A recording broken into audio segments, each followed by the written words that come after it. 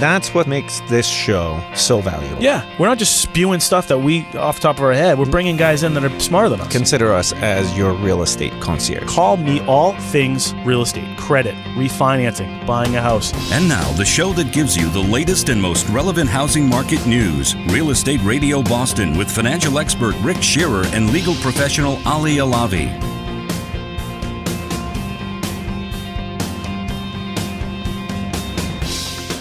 Let's go to Erica Wallace, Tech Talk. How are you? Hey, guys. I'm great. How are you? Good. What's going on? This week we are looking at an app that's going to help save you time as we get under the crunch for Christmas and all the things going on. Takes all that information overload on the internet, all the articles that you'd like to read that you might favorite and put in your bookmarks, and it translates that into audio, but not the robotic kind of audio, the professional voiceover, sort of like an audiobook. It's called Umano. Umano. Umano. Wow. And so do you actually select the types of articles you want to listen to? Yes. So when you first download the app, it walks you through a bunch of different categories, everything from like history and entertainment, entrepreneurial, finance, politics, whatever the subjects that you're interested in, and it'll customize the content based on what you like, or you can just search the top stories or the trending stories for the day. So if you're commuting on the train or you're in the car, you can essentially just click it, and then it will essentially play the articles that you're interested in. Yes. In a more professional sounding way, those robotic voices are just terrible, so most people don't listen to them.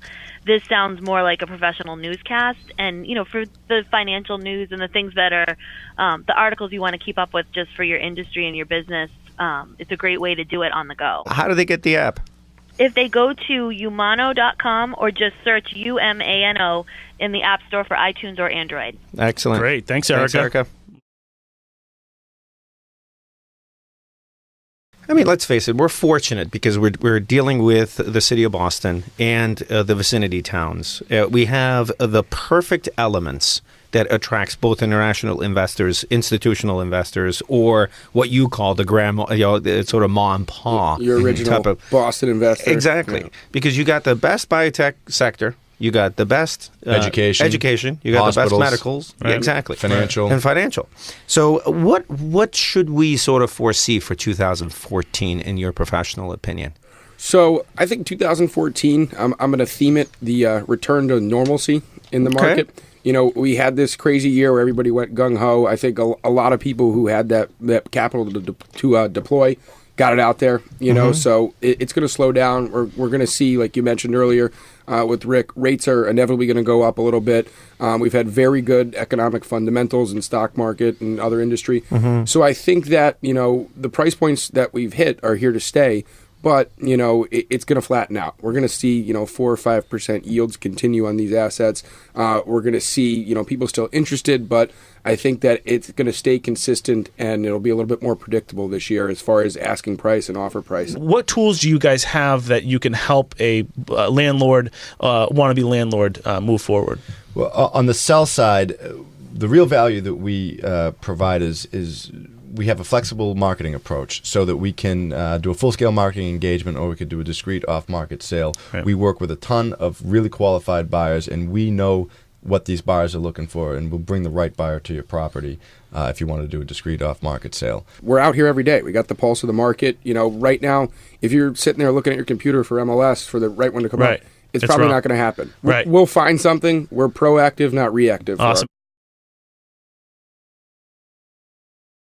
Things have changed. The seasonality that used to be so distinct in the residential real estate world has kind of all but dissipated, and that kind of started in 2008 when you had, just all the things we went through on a macro basis, and then because inventory has been in this sort of crisis of inventory, I think is what we called it the last time we were together chatting on the radio here, and it's really been like that for 4 years. It's kind of at its peak now. I mean, there's nothing on the market, but that all leads to our advice to people, which is this is a great time to sell. You would never think of putting your home on the market in years past in January and February, but it's a great time. I mean, we've even put places on the market between Thanksgiving and New Year's which we never used to do. Yeah. Wow. And you're still getting multiple offers and things going on and off the market within the week. So there's still high demand. I think a lot of people, as Rick alluded to in his Mortgage Minute, are sweating the fact that rates are probably going to be creeping up in the first half of the year. A lot of demand, a lot of people trying to beat that rate hike. I mean, there's parallels between what happens on the residential sector that you're speaking to and what happens on your side, Joe. I mean, your projections for 2014 is very similar to what PT is talking about. This year for condos, it's 13% appreciation. What is typical? What can? Yeah, that's a really good question. Typical is if you look at like a 20-year snapshot, and again, these core neighborhoods, and all neighborhoods are different, but in this kind of greater Boston market that I was focusing on, about 5% a year was typical, and then since 2008, which obviously was the Great Recession, so to speak, it was only about 2% a year from 08 to 12. And then you saw 13%. But that's 2% when everybody else was down 20%. Exactly, So, exactly right. You So you look at it relative, and what Bobby was talking about earlier is we didn't get that big dip down. No. Back when it was Boston just going on. has some crazy stable fundamentals, and what you guys touched on it with the industries and the zoning laws are so complex, the lack of new inventory that's able to be built. Speaking of landlords and landlords' rights, we're dealing with winter, we're dealing with snow, we're dealing with ice. I think our least favorite thing. There's been some confusion over the past 133 years. In other words, the cases have tended to focus on the difference between a natural accumulation of ice and snow versus unnatural. And a natural accumulation of ice and snow would let a landlord out the back door. They would not be liable for any slip and fall. But an unnatural accumulation, with that, if a plaintiff could prove that, then there's a chance that they could show negligence and recover from the landlord.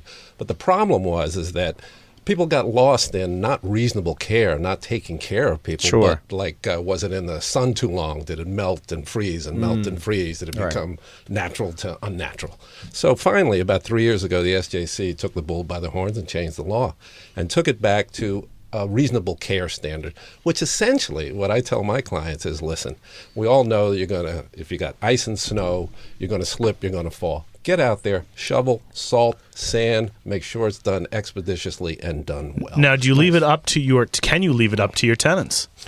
Typically, no, and there's several reasons for it. First of all, with respect to state law, the state sanitary code, that only allows you to impose that obligation on the residential tenant if that tenant has sole control over the means of egress and ingress. Okay. And that's typically not the way it goes.